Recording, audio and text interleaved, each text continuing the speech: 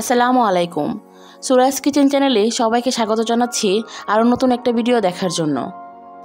আমি আজকে আপনাদের করে দেখাবো নরম হয়ে যাওয়া ইলিশ মাছ কীভাবে রান্না করলে ইলিশ মাছের পাতুরি আর সরিষা ইলিশ দুই স্বাদ একই রেসিপিতে পাওয়া যায়।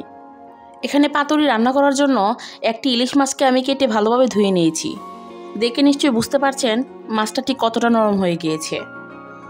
মাছ রান্না করার জন্য আর যা যা উপকরণ লাগবে আমি এখানে সব কিছু একসাথে গুছিয়ে নিয়েছি। এখন আমি মাছে 3 চামচ সরিষা বাটা, 1 চামচ আদা রসুন বাটা, 2 চামচ পেঁয়াজ বাটা, স্বাদ মতো লবণ, হাফ চামচ হলুদ গুঁড়া, হাফ চামচ মরিচ গুঁড়া, হাফ চামচ জিরা গুঁড়া আর পরিমাণ মতো তেল দিয়ে ভালোভাবে মাখিয়ে নিব। যেহেতু আমি সরিষাতে কাঁচামরিচ দিয়ে পেস্ট করে নিয়েছিলাম তাই শুকনো মরিচ গুঁড়াটা একটু কম ব্যবহার করেছি। আপনারা আপনাদের টেস্ট অনুযায়ী ব্যবহার করতে পারেন। এখন আমি মশলার সাথে মাছগুলোকে খুব ভালোভাবে মেখে নিব। আর যেহেতু মাছটা নরম তাই কাজটা খুবই সাবধানে করতে হবে। আমি আমার সুবিধার জন্য হাত দিয়েই মেখে নিচ্ছি।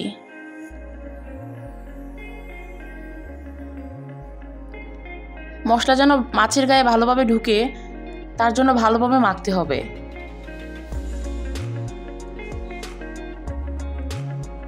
এখন কিছুটা পেঁয়াজ কুচি নিয়ে আবারও মাছের সাথে ভালোভাবে মিশিয়ে নিব।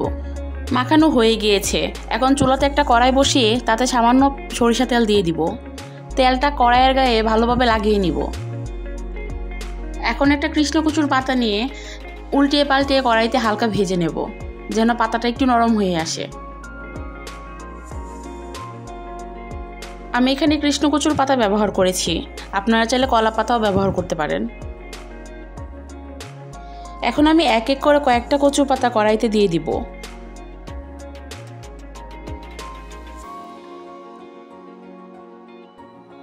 দেখেন আমি কচু পাতাগুলো কড়াইতে কিভাবে দিয়ে দিচ্ছি।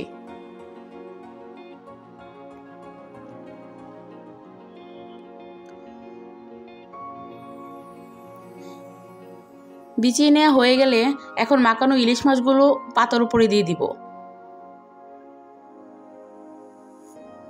মাছগুলো একটু ছড়িয়ে দিতে হবে।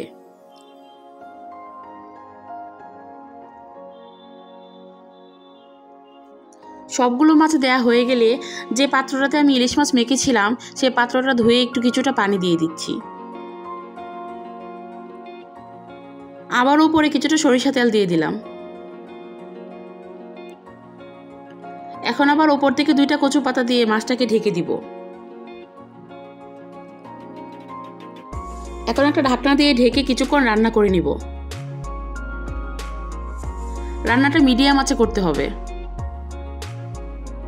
5 মিনিট রান্না করার পর দেখেন পাতাগুলো কতটা নরম হয়ে এসছে।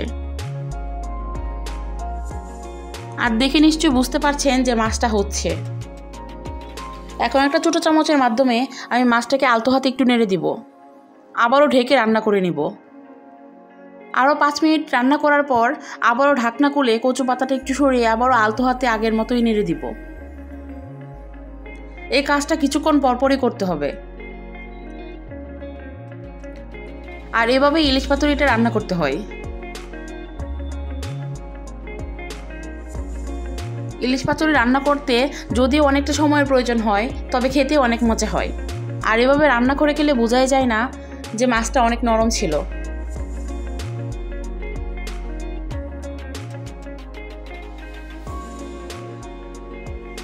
এখন আবারও ঢেকে রান্না করে নেব কিছুক্ষণ।